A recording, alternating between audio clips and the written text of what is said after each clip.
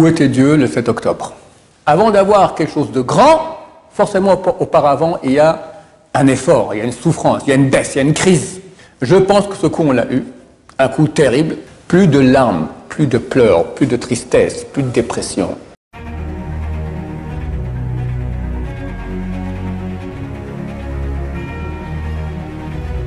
Ce jour dédié pour l'élévation de l'âme de Jordan Yehuda Ben Agnès Hélène Ariel, de mémoire bénie, qui était un élève de Yeshiva qui est décédé il y a 2 ans, en pleine jeunesse, que Bert Hashem, que ce cours le fasse une grande élévation d'âme. Amen va Amen. Alors beaucoup me posent la question, où était Dieu le 7 octobre? Après les horreurs que, Baruch Hashem, je n'ai pas vu, mais hélas, quelqu'un m'a écrit, j'ai dû lire. Il y en a qui ont vu ça. Horreur pire qu'inhumaine. Je viens de lire d'ailleurs que c'est, je ne sais pas qui a écrit cela, mais que c'était en majorité pas des soldats du Hamas, mais les civils de Gaza qui ont fait ces horreurs-là. D'accord? Shem Yishmor. On pose une question qui est tout à fait légitime, à laquelle il y a une réponse tout à fait légitime aussi. Où était Dieu? Si on est le peuple de Dieu, comme prétend la Torah, et Dieu nous aime comme un père, on est ses enfants, et comment il laisse faire une chose pareille? Ce à quoi je rajoute toute la souffrance du peuple juif durant toute histoire. On commence notre histoire en souffrance. 210 ans d'esclavage en Égypte. Donc 90 ans d'esclavage, d'accord? Les 210 de présence en Égypte, c'est 86 ans d'esclavage terrible, terrible, terrible. Alors il faut savoir. Je vais expliquer une donnée, et plus tard dans le cours, je vais expliquer le pourquoi de cette donnée. La donnée, elle est que, comme le monde a été créé, d'abord le monde était tohu vavo, tohu bohu, ça veut dire rien, tordu. Puis, Dieu dit que la lumière soit, la lumière fut, vient après la lumière. Idem, au début il y avait obscurité, après vient la lumière. Dieu aurait pu créer la lumière directement. Il a voulu, pour des raisons qu'on va expliquer un peu plus tard dans le cours, des raisons profondes, d'abord obscurité, après lumière. Comme on dit, le Maharal de Prague, il dit cet exemple-là, il dit, quand tu prends une graine, tu veux la planter, tu la mets dans la terre, qu'est-ce qui se passe? Elle pourrit. Une fois qu'elle est bien pourrie, tac, et la nouvelle pousse qui grandit. On ne peut pas arriver à un résultat sans passer par d'abord une situation de crise. Exemple de la nature, ceux qui vont en vacances à la mer, il y a des vagues. Des fois, il y a des grosses vagues. On sait très bien que en fonction du creux de la vague, comme ça sera la hauteur de la vague. Plus le creux il est grand, plus la vague elle sera haute. Avant d'avoir quelque chose de grand, forcément auparavant, il y a un effort, il y a une souffrance, il y a une baisse, il y a une crise. C'est écrit d'ailleurs noir sur blanc dans le traité Megillah, page 17, je me souviens bien. Il y a Gata Matzata Ta'amin. Si tu as peiné, tu peux croire que tu as trouvé. Là, Gata, tu n'as pas peiné, au Matzata tu as trouvé, ne crois pas que tu as trouvé. Tu n'as rien trouvé. On ne peut pas arriver à quelque chose qui a de la valeur sans qu'il y ait auparavant une situation de crise, de souffrance, de noir, appelle-le de pourriture, appelle-le comme tu veux. Et ça, c'est une constance dans le peuple juif. On voit, comme je dis, esclavage en Égypte. Qu'est-ce qu'on a reçu juste après? On est devenu peuple juif. On reçoit la Torah. Arrivé à un niveau où, dans la Torah, on a réparé le péché originel. On était comme l'homme avant le péché originel.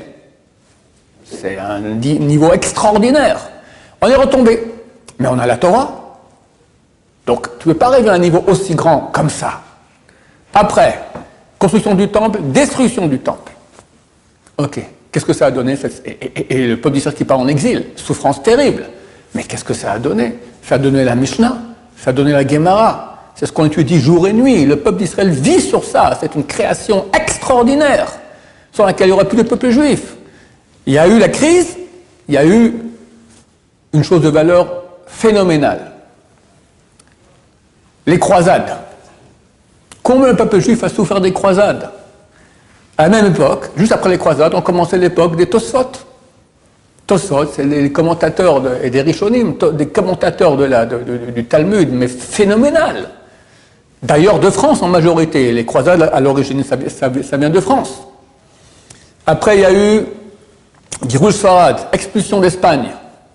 Terrible, c'est un événement terrible pour le peuple d'Israël, terrible. Mais quelques années après, on a reçu la Kabbalah, Rabbeinu Hari. Tout le monde de la Kabbalah, avant ça n'existait pas. Il y avait quelques 2-3 par génération qui connaissaient, c'est pour se mettre en secret, mais ce n'est pas du tout connu. Et là, c'est devenu connu. Il y a un monde entier de kabbalistes et de textes de Kabbalah phénoménaux. Les Cosaques. Combien le peuple d'Israël a souffert des Cosaques en Ukraine? Chmielnytsky, jusqu'à aujourd'hui, il y a un village en Ukraine avec une statue de Chmielnytsky. Chmielnytsky, il a tué des centaines de milliers de juifs. Rabbi Nachman de Brest, il a demandé à être enterré à Ouman, parce que là-bas, il y a 30 000 juifs qui ont été égorgés par ce Chmielnytsky. Al-Kiddush Hashem, sanctification du nom de Dieu. Souffrance terrible. Mais qu'est-ce qui est né après cela, à la même époque? La chassidoute. Tout le monde chassidique, le mouvement chassidique. C'est énorme ce que ça a donné dans le peuple d'Israël. Phénoménal. La Shoah. Alors, on n'a pas vu encore le bout de la Shoah. Parce que alors, on a reçu beaucoup. On a reçu la terre d'Israël. On a reçu une chose qui a une valeur incommensurable que les gens ne comprennent pas. C'est le mouvement de Tchouva. Moi, mon job, c'est la Tchouva. Je peux vous dire, il y a 40 ans, en tout cas avant la Shoah, on ne connaissait pas un Baal Tchouva. En 73, ça a commencé le mouvement de Tchouva. 1, 2, 3 personnes comme ça. Ils ont commencé à faire des conférences et des choses. Aujourd'hui, c'est fini. Tu n'as pas une famille dans laquelle tu n'as pas un Baal Tchouva. C'est des millions. Ah, pas forcément, il devient orthodoxe avec les péotes, la kippa noire, etc. Mais il se rapproche. Le monde juif se rapproche de la Torah. C'est un cadeau. Il n'y a jamais eu ça de l'histoire. Combien ça vaut? Ça vaut tout. Pourquoi? Parce que ça amène Mashiach. C'est marqué que Mashiach ne peut venir que par la tchouva. On a reçu la terre d'Israël, il fallait qu'on revienne en terre d'Israël, c'est écrit que la terre qui était aride va donner ses fruits. Ce sont des miracles, des actes de bonté phénoménaux. On était entouré de peuples arabes, beaucoup mieux armés que nous, beaucoup plus grands en chiffres et en qualité. Et Dieu nous a sauvés. De façon miraculeuse. La guerre des 6 jours, c'est un miracle ambulant dans les écoles militaires américaines. Une fois, un élève demande à son prof, pourquoi on n'étudie jamais l'exemple de la guerre des 6 jours? C'est une guerre fantastique et il n'y a rien à apprendre de cela. C'est un miracle de A à Z. Un miracle de A à Z. Complètement miraculeux. Et c'est comme ça les guerres d'Israël. Alors, le 7 octobre. Alors, on ne sait pas encore tous les cadeaux que ça implique, tout ce que ça va amener comme bienfait. Parce que plus le malheur est grand, plus le creux de la vague est grand, plus la vague elle est haute. C'est clair que c'est Mashiach. D'ailleurs, tout le monde le dit, Mashiach il arrive. Rav Chaim Kanievski, j'ai raconté, je raconte cette histoire-là. J'étudiais chez mon Rav, un tzaddik, Yesod Olam, très très inconnu, Baruch Hashem, très humble, et très din. Din, c'est rigueur. Din. Une fois, je lui ai demandé un livre en Elul qui réveille un peu comme ça pour Rosh Hashanah et Kippour. Alors, il m'a pas répondu. Puis une fois, j'ai rencontré, il était en train de lire le livre. Il m'a fait comme ça. J'ai obtenu ce livre, c'était presque impossible. Il fallait à Bnei Brak, on voyait des gens, etc. Ça s'appelle Omek Hadin, la profondeur du din, la profondeur de la rigueur céleste. C'est un bouquin qui parle uniquement de tout ce que tu ramasses comme enfer, punition, souffrance pour des petits péchés de rien du tout. D'accord? Lui, il vit de ça. Il est très gentil. Et un jour, il a dit, c'est écrit dans le Talmud, que Mashiach vient soit à une génération entièrement coupable, soit une génération entièrement méritante. Il a dit, à mon avis, on est dans une génération entièrement coupable. J'ai sauté. Mais quoi? Jamais de la vie. Regardez, il y a des dizaines de milliers de balais de chouva, des gens qui reviennent, de perpète les oies, tout ça. Il n'y a jamais eu ça de l'histoire. Bon. Status quo. Il y a quelques mois, mon voisin de palier, qui était très proche de Rav Chaim Kanievski, une fois par semaine, il allait voir Rav Chaim Kanievski, il y avait un moment qui était destiné pour lui. Donc il connaissait aussi toute la famille là-bas, etc. Et il m'a dit il y a quelques mois que les petits-enfants de Rav Chaim Kanievski, Zatzal, lui ont raconté qu'ils ont demandé un jour à leur grand-père, Zaïdé, c'est grand-papa en yiddish. Est-ce que nous sommes dans une génération entièrement fautive, coupable, ou entièrement méritante? Il a dit méritante. Ah d'abord, j'étais content d'apprendre cela. Baruch Hashem, la grande génération, lui, il voit tout. Mais je suis d'accord avec toi. On ne peut pas être coupable, je suis d'accord avec toi. Voilà, je suis entièrement d'accord. Alors ils lui ont dit, bah, dans ce cas-là, que Mashiach vienne, si on est entièrement méritant, Mashiach de venir. Il a dit, il faut juste un coup, boum, un patch, comme ça il a dit. Un coup, et tout le monde fait tchouva et Mashiach il vient. Je pense que ce coup, on l'a eu, un coup terrible. C'est terrible, avec des tortures, des trucs inimaginables, inhumains, comme j'ai dit. Alors, moi, je pense que ça venait Mashiach. Il faut comprendre qu'est-ce que c'est Mashiach. J'ai quand même me dire, ok, mais les pauses, ce qui s'est passé là-bas, Mashiach, mais on ne comprend pas c'est quoi Mashiach. Mashiach, ça veut dire c'est fini. Il y aura un dévoilement de Dieu extraordinaire. Tous les jours, 24 fois plus intense que le jour d'avant. Plus de larmes, plus de pleurs, plus de tristesse, plus de dépression. Shalom Bayit, parfait partout. L'argent, il y aura des millions de milliards. J'ai pris ce matin quelqu'un en stop de mon quartier, un petit jeune homme de 16 ans. Alors, il est dans mon quartier, il est ici dans le même quartier. Alors, je le prends en stop, d'accord. Je lui dis très bientôt, c'est fini, c'est plus moi qui te prends. Tu auras une limousine avec des motards devant, des motards derrière, un bonheur parfait, une connaissance de Dieu. Il y aura le temple qui sera construit, il y aura un bonheur, on se lèvera en chant. C'est inimaginable. C'est mieux que le paradis. Mieux que le paradis. Parce que le paradis, c'est là-haut. Ça sera ici, paradis sur terre. D'ailleurs, les morts du paradis vont se réveiller et venir ici sur terre. Et au paradis, qu'est-ce qui vient ici? C'est bien mieux ici. On l'aura dans quelques jours, semaines, mois, à tout casser. Alors, il faut bien un petit creux de vague avant. Maintenant, laissez ça. Sans le creux de vague, sans Mashiach. Tu as vu un peu comment le peuple d'Israël, il a changé? Et regardez, quelle union du peuple d'Israël. Uni, c'est fini, il n'y a pas religieux, pas religieux, il n'y a pas gauche, droite, Ashkenaz, Sarah, tout le monde est uni, terminé, on est tous ensemble. Il y a quelqu'un qui a parlé sur Internet, j'ai vu, un non-religieux. Il m'a dit, on m'a attaqué en tant que juif. Pas parce que je suis religieux ou pas religieux, il est non-religieux, d'accord? Pas parce que je suis de gauche ou de droite, parce que je suis Sarah Ashkenaz, juif. Et bien moi, maintenant, je décide, je vais être juif à l'extrême. Et sa réaction, c'est la réaction de tout le peuple juif dans le monde entier. C'est fini, on est un peuple un. Et la tchouva, on parle que de Dieu. Les soldats veulent tous un talit katan. À manger, ils ont assez, ils disent, priez pour nous. C'est comment on reçoit tous les jours un message de prière. J'ai des histoires à raconter, je ne vais pas raconter maintenant, je vais après je ferai un short, d'accord, 2 shorts, Binader. Comment les prières elles aident, phénoménal. Je ne peux pas m'empêcher. Je raconte une histoire qu'on vient de m'envoyer maintenant. Maintenant, il y a 5 minutes, je l'ai vu. Un type a quitté maintenant son unité, qui est Givati, qui est à quelques centaines de mètres de l'hôpital Shifa à Gaza, où les combats sont les plus virulents. Il était en pause à midi, l'unité. Et il mange combien? Quelques dizaines de gens, comme ça, ils sont en train de manger. Tout à coup, ça arrive des fois, d'accord? Des fois, on oublie que le fusil, il est chargé, et tu appuies sur le bouton, il y a une balle qui part. Balle qui part. Qu'est-ce qui se passe? D'accord? D'abord, super dangereux parce qu'on peut tuer facilement quelqu'un. D'accord? Non, c'est moi, excusez-moi, c'est une erreur, j'avais oublié d'enlever la balle du fusil, c'est bon, il n'y a rien du tout. Puis regarde, mais la balle, elle allait où? Du coup, il voit, à quelques dizaines de mètres, il y avait une embouchure d'un souterrain des Palestiniens, un Hamas qui est sorti là-bas pour leur tirer un RPG, pas une mitraille. RPG, c'est un missile, un petit missile, ça tue 10 personnes facile, si pas 50, d'accord? La balle l'a touché dans le front et il est mort. Comment t'appelles ça? Comment t'appelles ça? On peut écrire ça dans la Bible comme les miracles des prophètes. Je veux dire, tu tires une balle, avec une balle qui sort tout seul, qui touche un type qui va maintenant te tirer un RPG sur le front, mais c'est une chance sur 1 milliard de milliards de milliards. C'est grâce à quoi? Parce qu'on est beau, grand et fort. C'est grâce, aux prières du peuple d'Israël. Parce que tout le monde prie. Tout le monde prie. Et Dieu, il n'écoute pas. Il écoute. Et il nous fait des miracles pareils. Deuxièmement, le creux de la vague.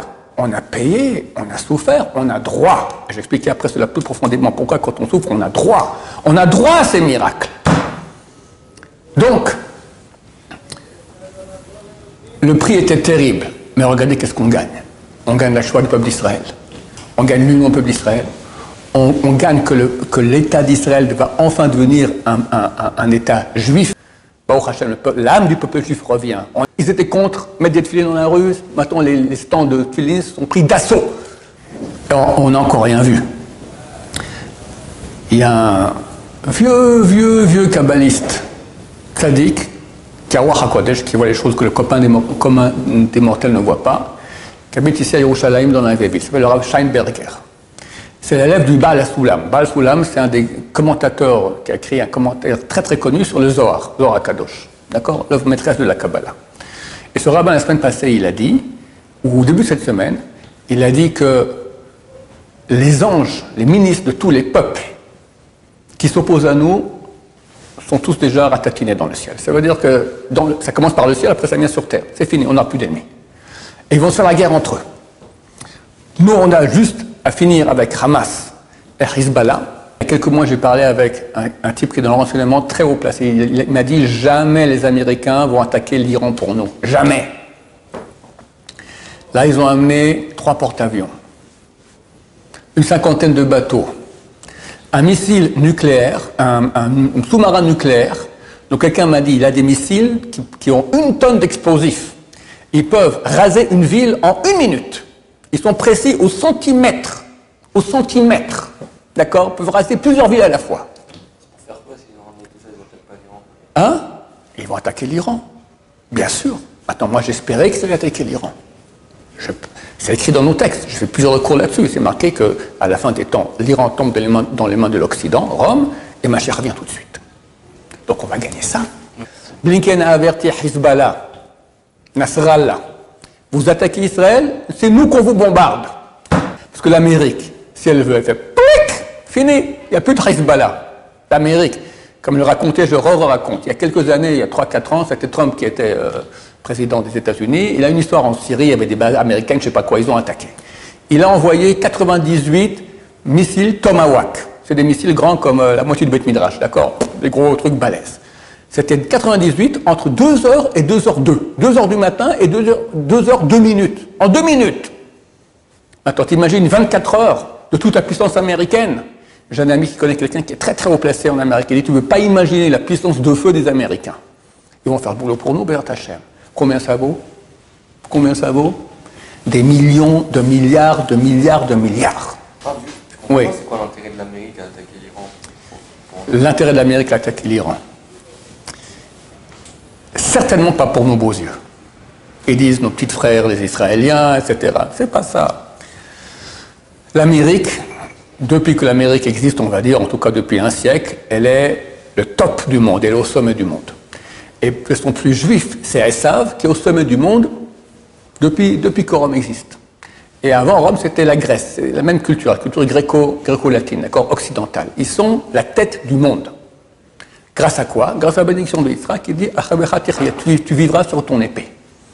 La force militaire, d'accord? On règle les problèmes, très simple. Tu n'es pas content, j'aime les porte-avions, tu seras d'accord avec moi. Et tout le monde est d'accord. D'accord? Ok. On a beaucoup de messages de grands tzadikim à ce propos. Maintenant, pourquoi Dieu il a fait qu'il faut un creux de vague avant qu'il y ait le haut de la vague? Et ça, c'est une notion profonde que je vais essayer d'expliquer. En finir avec cela, il est écrit que Dieu a créé, avant de créer notre monde, il a créé 26 autres mondes qui tous ont été détruits. Pourquoi ils ont été détruits? Parce qu'ils ont été créés par l'axe de rigueur céleste de Dieu, qu'on appelle le din. Rigueur céleste sans aucune douceur, que la justice. Justice totale, on appelle ça le din. D'où on apprend ça dans la Torah, c'est marqué que lorsque Dieu a créé le monde, c'est Elohim. Elohim, c'est le nom de Dieu qui est l'axe du din, l'axe de la rigueur céleste. Bereshit, bara Elohim, et Hashamayim tares. Au début, Dieu créa le ciel et la terre, c'est le mot Elohim. Plus tard dans le texte, on voit que c'est marqué Hashem Elohim, Dieu, Yudke Vavke, le nom ineffable, Elohim. Le nom ineffable, c'est Chesed, c'est la bonté de Dieu. Dieu a créé 26 mondes, basés uniquement sur le din, ça n'a pas tenu. Ils ont été détruits. Alors il a associé l'attribut de miséricorde, qui est son nom Yudke Vavke, à l'attribut de din. C'est pas qu'il a enlevé le din, il a juste associé la miséricorde. Alors pourquoi on nous raconte tout cela? Pour nous dire que Dieu, il veut le din, il veut la rigueur céleste. Pourquoi il veut la rigueur céleste? Si Dieu est bon, qu'il donne gratuit, gratos, venez, prenez, que la bonté de Dieu. Il faut comprendre que Dieu est parfait. Étant parfait, il ne va jamais nous donner un... Étant parfait, il veut octroyer le bien. Mais il ne peut pas nous octroyer un bien qui n'est pas le plus parfait qu'il puisse y avoir. Une fois, il y avait quelqu'un qui élevait un voisin, en 16e, qui était marocain. Et son fils, à lui, il était bar mitzvah. Il a dit ça à son voisin. Tu sais quoi alors? Il y a le roi du Maroc qui vient chez moi demain. Amène ton fils. Ok, il amène le roi du Maroc, tout ça, puis le roi du Maroc lui fait un chèque, 40 000 euros. Alors tu me dis, pour mon fils, mais enfin je ne comprends pas. Il dit, écoutez, je suis le roi. Un roi ne peut pas faire un chèque de 500 euros, ça ne se fait pas, d'accord? Étant le roi, je vous fais 40 000 euros. Dieu étant bien plus que le roi du Maroc, d'accord, il va faire un cadeau qui est 400 000 euros, 400 milliards d'euros, ça va être le cadeau le plus parfait, le plus grand, le plus extraordinaire qu'il puisse y avoir. Si c'est moins d'un milliardième, c'est plus Dieu. Dieu étant bon, il veut octroyer le bien. Alors il doit faire le bien, et que le plus parfait possible. C'est quoi? C'est la justice divine. Et ça a l'air paradoxal. Pourquoi? Au contraire, si t'es bon, bah, donne-nous gratuitement avec un grand sourire. La justice, c'est très très dur, parce qu'on ne mérite pas. Et si on veut mériter, alors il faut investir des efforts. Effort égale souffrance. Effort égale souffrance. Et un effort, c'est une petite souffrance. Un grand effort, c'est une petite souffrance. Non, comme je dis, effort, c'est une souffrance. Un petit effort, c'est un effort. Un grand effort, c'est une petite souffrance. Une grande souffrance, c'est bien plus que les efforts, mais c'est la même échelle exactement. La Gemara dans Traité Brachot dit qu'il n'y a pas de plus grand mérite que les souffrances. Mais elles lui ont venu les souffrances ni leur mérite. Personne ne veut les souffrances, mais quand Dieu décide. C'est le plus grand cadeau qu'il puisse y avoir. Pourquoi? Parce que ça te donne un crédit du point de vue de la justice. Quand Dieu donne gratuitement, alors ce n'est pas vraiment un don que j'ai reçu, parce qu'il n'est pas à moi. Dieu peut dire, écoute mon cher ami, je t'ai donné, je peux te reprendre. Mais quand j'ai investi, j'ai acheté par moi-même, par l'effort que j'ai fait, par la souffrance que j'ai endurée, j'ai acheté un mérite. Il est à moi. Personne au monde ne peut me l'enlever. C'est pourquoi profond de la souffrance, pourquoi des gens souffrent. Ils n'ont pas fait assez d'efforts dans leur vie pour pratiquer la Torah de Dieu. Ou ils ont fait des péchés, ou ils n'ont pas fait assez de mitzvot, d'accord, c'était un manque, une paresse, un manque d'efforts. Maintenant, quand Dieu les aime vraiment, il les fait souffrir. Pourquoi? Parce que ce que tu n'as pas souffert de façon volontaire, tu souffriras de façon forcée, mais au moins tu peux dire « j'ai souffert ». Quand tu as souffert, tu peux dire « j'ai droit », tu as droit, tiens, prends. Quand c'est gratuit, comme disait le Rav Moshe Shapira, un des grands penseurs juifs dans notre génération, kabbaliste, il est décédé il y a quelques années, il a dit « quand c'est un don gratuit, la raison du don, elle est chez Dieu. Quand c'est un don parce que j'ai investi, la raison du don, elle est chez moi. C'est vraiment à moi. C'est pour ça que Dieu, qui veut faire un cadeau qui est parfait, il doit donner un cadeau que je mérite. D'où toutes les souffrances du peuple juif durant toute l'histoire. D'où la souffrance de 7 octobre. Mais qu'est-ce qu'on reçoit en contrepartie? Il faut comprendre, on ne reçoit pas des bonbons. On reçoit, quand c'est écrit que quand on comprendra, à la fin des temps, très bientôt Mashiach revient, on comprendra le sens des souffrances, Azimales Rokpino, alors notre bouche sera remplie de rire. Nous, on ne comprend pas aujourd'hui. Quand on souffre, il faut pleurer. Mais quand Mashiach reviendra, on comprendra le sens profond, à quel point on a reçu énormément, c'était le plus grand don que Dieu pouvait nous faire. Aujourd'hui, c'est vrai qu'on ne comprend pas. En tout cas, du point de vue rationnel, et il y a une explication, ça ne va pas calmer notre souffrance au niveau sentimental, parce que c'est vraiment, on ne doit pas rester des gens froids, d'accord, c'est normal qu'il y ait une souffrance, il faut vraiment pleurer pour cela, prier, supplier Dieu que ça s'arrête, et bientôt notre bouche sera remplie de rire, amen, va amen.